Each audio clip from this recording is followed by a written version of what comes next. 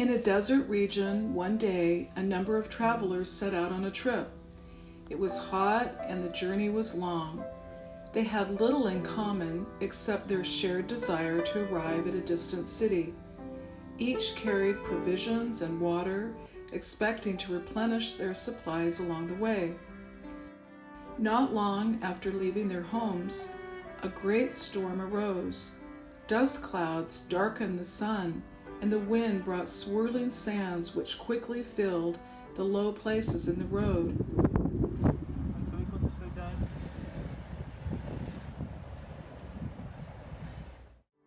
What at first had seemed a pleasant outing suddenly became a hazardous undertaking. The travelers soon realized that the question was not merely when they would arrive at the city, but whether they would arrive at all. Confusion and doubt affected the company. Some sought shelter, while others attempted to turn back. A few moved onward through the storm. The end of the first day found them scattered with inadequate provisions, wanting water, and lost in the desert. The storm still raged on. Hope was in short supply. Familiar landmarks were now gone. The road, which had been narrow and hard to find at best, was hidden by silt and debris. No one knew where to go to find it. Many claimed to know the way, but as they could not agree, each traveler wandered in his own way in search of water or the shelter of a settlement. At the end of yet another day, two of the group, half blinded by dust and with their strength nearly gone, came unexpectedly with something more than good fortune upon an inn in a way station. There, in the sanctuary of walls and a roof, they refreshed themselves and counted their blessings. There they replenished their stories and contemplated the remaining portion of their journey. The weather remained unsettled. The wind continued to blow. The poorly marked roads wound ahead through hills where the sand piled deep and where it was said that robbers sometimes preyed upon unsuspecting travelers. One of the two was anxious to reach his destination. He had important business in the city. He gathered his supplies and water and paid his account. Early in the morning he set out in haste in an attempt to cross the hill country by nightfall. But the wind-blown sand had blocked the road, and he was forced to dig and detour. When night came, he was far from the city, exhausted and alone. When he fell asleep, thieves found him and took his supplies and left him without strength and without water. The second traveler was also desirous of reaching his destination, but he remembered the others in the desert behind him. They were lost and would soon perish without water and without hope. He alone knew where they were. He alone knew their condition and their need. He likewise arose early and paid his account.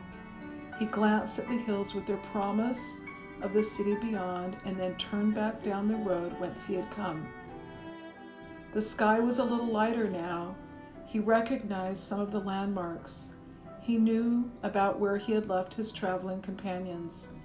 He called out to them by name, for he knew them. After hours of patient searching, he found many of them. He shared with them life-giving water from his own containers. He told them he knew the way.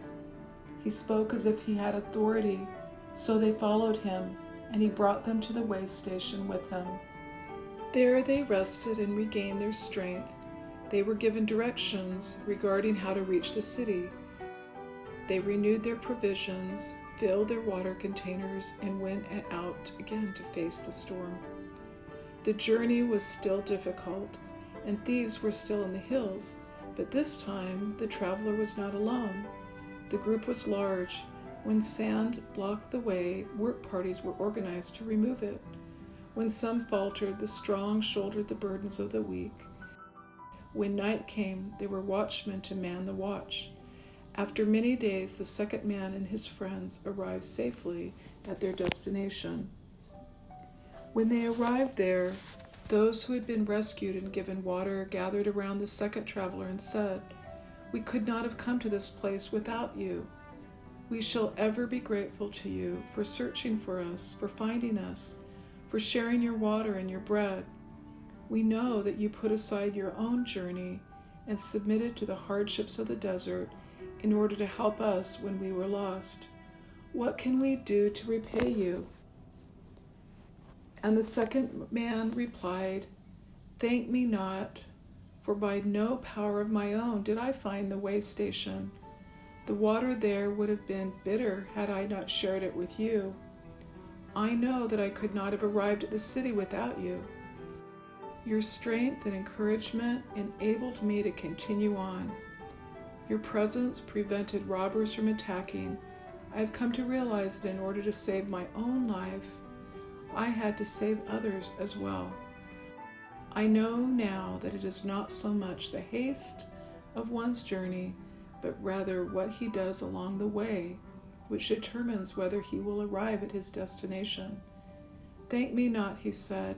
"In truth, I have not brought you to this place. We have brought one another."